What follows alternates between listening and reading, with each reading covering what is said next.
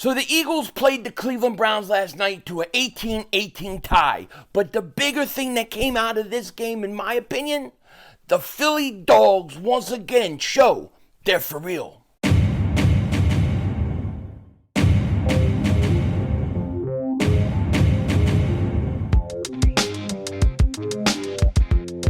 Dallas still stinks.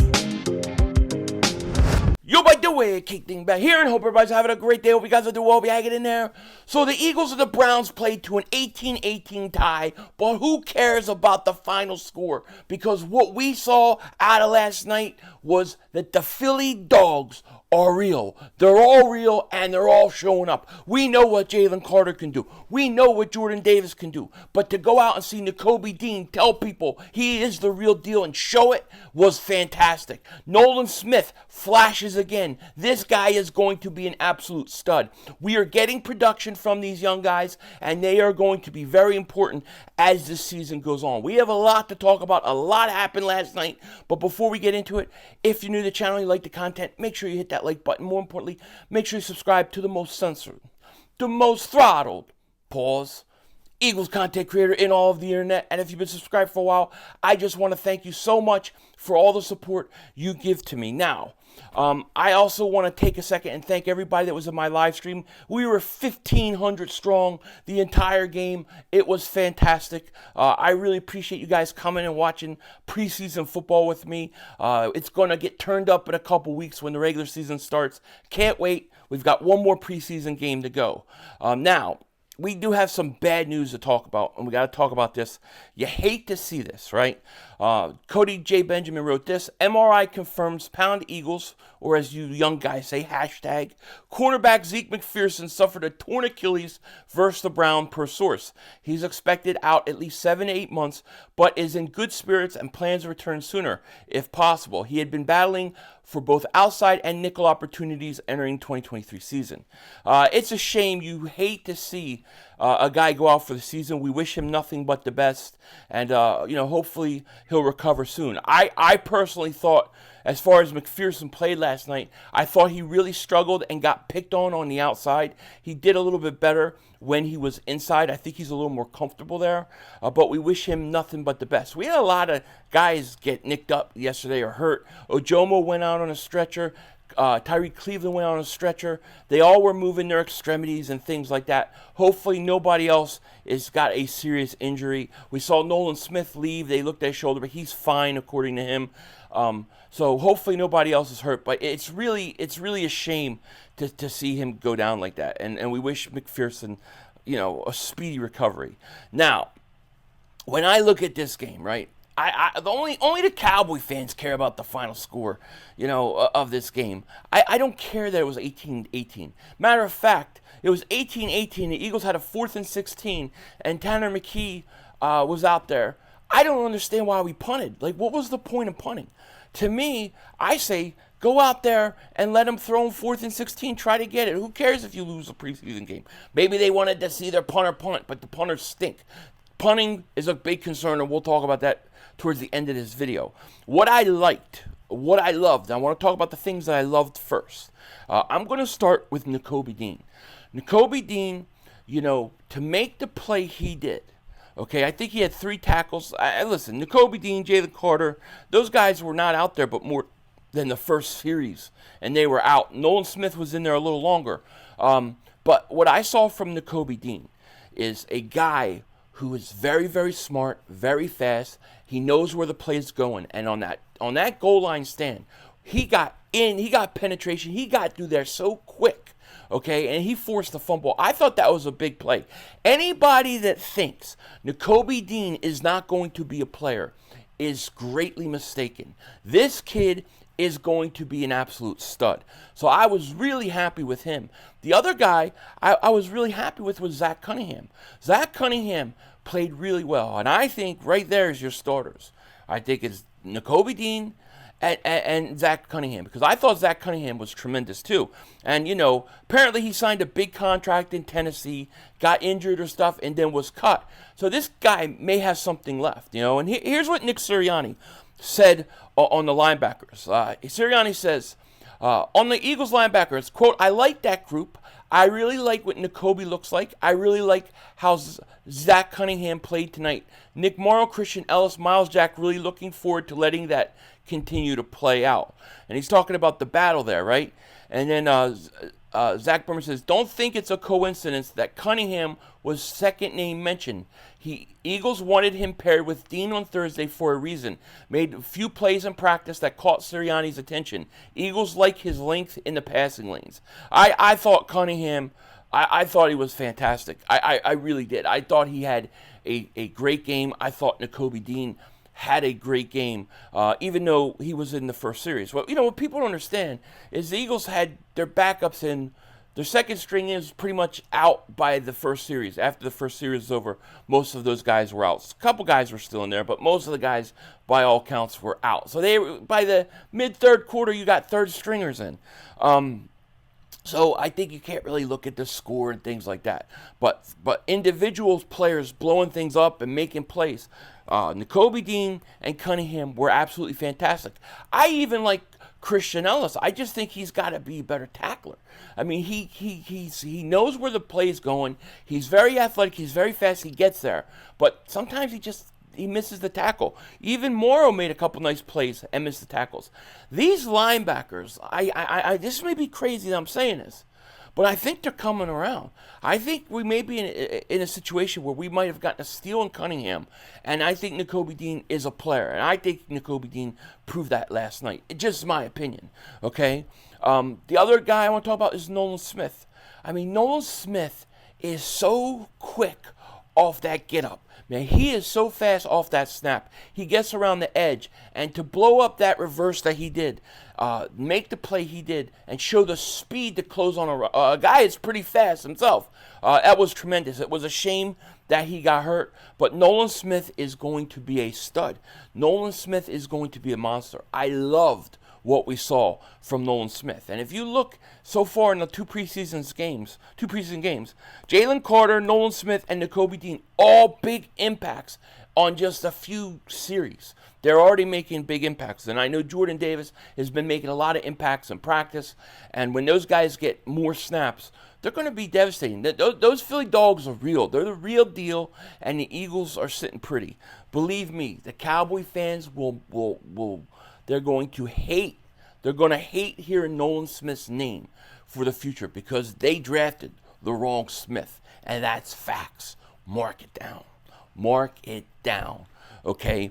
I also thought, and my player of the game, I have to tell you, was Tanner McKee, the quarterback. He comes in again in the third quarter, and, dude, the guy lights it up. There was no energy in the first half. Now, I'm going to talk more about Mariota when I talk about the things I didn't like, but I'm trying to concentrate and focus on the things that I did like and the players I did like. Tanner McKee was fantastic. He comes out, he lights it up, okay? Now, McKee goes 10 of 18 last night for 147 yards and a touchdown. This is no lie. This is no joke. There's literally, during that live stream that we did, counted 5 drops. I mean, 5 legitimate drops. This dude should have been 15 of 18 in last night's game because he was on point that much. Mariota couldn't hit the side of a barnyard door. Tanner McKee couldn't get anybody to catch it. He put some balls out there that were nice. He is cool, calm, and collective in the pocket.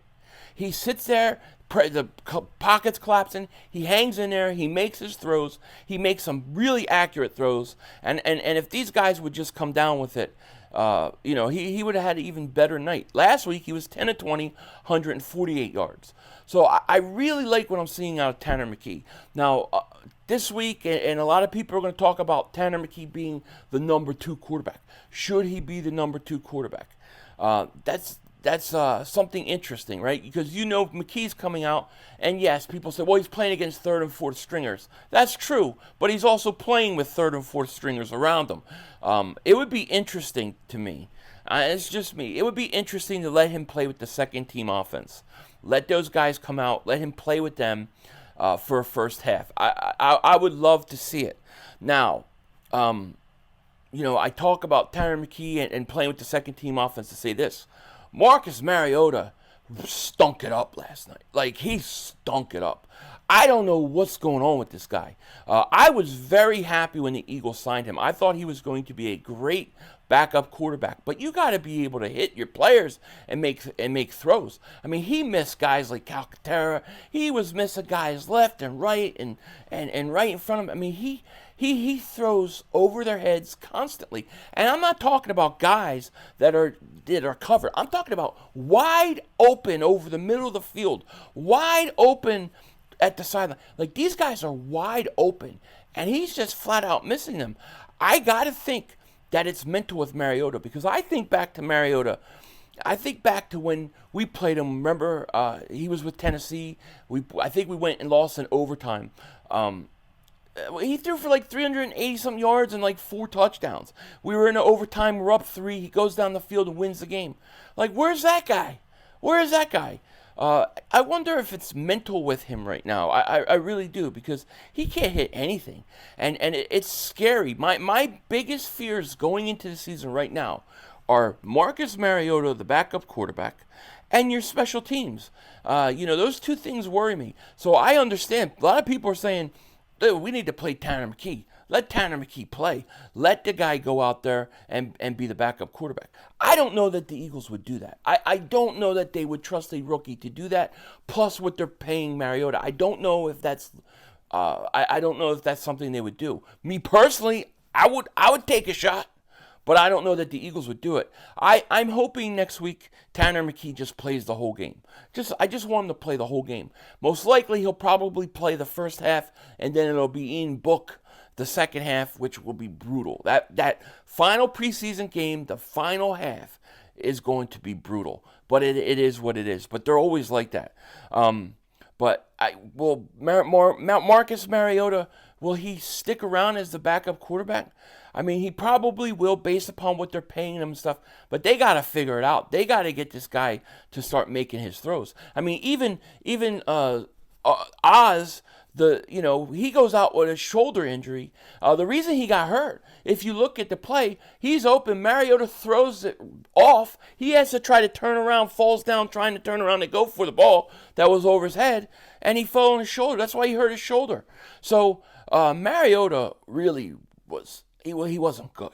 He was not good last night, and that definitely needs to be addressed. I really think so. I also think that I think some of these young defensive backs struggled a little bit. Keely Ringo, he goes out there. I don't know how he doesn't get an interception. He had the guy covered. He was right there. He just lost the ball. I'm not going to kill him for that. Maybe it got lost in the lights, whatever. That happens. At least he was covering the guy. I thought Eli Ricks, there was a couple of times he got beat, but I like his moxie. I like the way he plays. I think he'll be fine. I did think McPherson struggled. Unfortunately, he got hurt. So, that is what it is. But those things I didn't like. And I didn't like the offensive line in the second half. I thought the offensive line could not protect Tanner McKee. He was constantly under duress, still making throws. But I didn't like the third string offensive line. They got to get that fixed. And they showed Stoutland a couple times. He didn't look too happy. The one thing we know about him, he definitely will. I will say this, speaking of things I like, this Tyler Steen kid, I like, man. They have him at tackle. They have him at guard. They're moving him around. This kid's a player. This kid is legit. We got another find. When you look, and also I got to talk about Sidney Brown. Sidney Brown is a heat-seeking missile. He comes right out. Boom, he's hitting guys. I love the kid. I want him to start. Edmonds disappointed me. Edmonds just ain't the guy. Your starting safeties need to be Sidney Brown and Reed Blankenship. And I'll tell you what, Kavon Wallace needs to be the backup, because Kavon Wallace has played well. Kavon Wallace looks way different than he's looked the last few years. Matter of fact, if Kavon Wallace came out and played like this early in his career, I would think he'd be a starter by now. He actually has played well, but so I think he needs to be the backup. I think Sidney Brown and Reed Blankenship need to be your starters, and that's what I would like to see. I love the way Sidney Brown plays. I love the way Wallace plays. Don't like the way Edmonds played, and that's just kind of the way it is. And my other concern is the punting situation. Now, I know you say, punter, who cares about a punter? But man, the field position is so is so important. A punter can change a game. They can change the field position for a team. And right now, Sipos and this Legatron, I don't know why they call him Legatron. It's more like Ankletron because he can't kick. I thought he stunk. I think the Eagles should call Mariota and get him in as soon as possible. They need a punter, and they need to fix this Marcus Mariota situation. Now, I don't know if they would go get another backup quarterback, but I'll say this. If Malik Willis, if he somehow gets cut by Tennessee or they're going to just give him away because they can't keep him on the roster and they just don't want to cut him, I'm the Eagles. I'm getting him. I'm bringing him in, and I'm teaching him and bringing him and developing him because I don't know, man. If you need Marcus Mariota for a few games, honest question. Let's say you need Mariota for two games next year. Do you worry that he's going to be able to get it done? Let's say, like last year, you have Mariota going into the Christmas Eve game versus the Cowboys and then the Saints game. Do you trust him to make throws? Is he going to be able to score 30-something points? He can't hit up anybody. I mean, maybe it's preseason. Once it's over, he's fine. He's ready to go. But, man, it's got to vastly improve. And I'm curious how worried the Eagles really are about it. And I'm curious about their special teams. I don't understand. The guys that are putting a kick returner like Trey Sermon, who I think really hurt his chances last night. And then you look at the punt. They're just putting guys out there. Like, why not put Devin Allen out there and let's see what he can do? The guy's an Olympic sprinter. Let's see. I mean, if he finds a hole and he hits that hole, he's probably going right through that hole. Pause. So, to me, those are the things that I want to see. Other guys, I'm sure I'm missing some things, but other guys I think had a good game. I thought Rashad Penny had a great game. He looked really good, and that's good. It's kind of what I expected. Shake off the rust in the first game, a little bit better this game, and I thought he had a good game as well. Like I said, I think Trey Sermon is in big trouble because that fumble hurt him. Okay, that fumble hurt him. Even though he came back with a touchdown later, I think right now your four backs are going to be Swift, Penny, Scott, and Gainwell. Not in that order, but that's how I think it's going to end up being. So overall, I'm very happy with the young guys and the young talent. I'm concerned about the backup quarterback spot. I'm concerned about the special teams. But all in all, I mean, this is a good team. This is a deep team. And, we're talking about third and fourth string players playing most of the game. Like I said, second string guys like Jalen Carter, Jordan Davis, Nakobe, they're out of the game after the first drive. They were out of the game. So, like what I saw for the most part, those are just my thoughts on the game. Hopefully, I'll be back later. Hopefully, we'll have some good news on some of these guys with injuries that they'll be okay. No more serious injuries. And, we get ready for the next preseason game. With that said, take care. Talk to you later. Of course, don't be a dingbat. Remember, it's how we vision. We're all just living in it.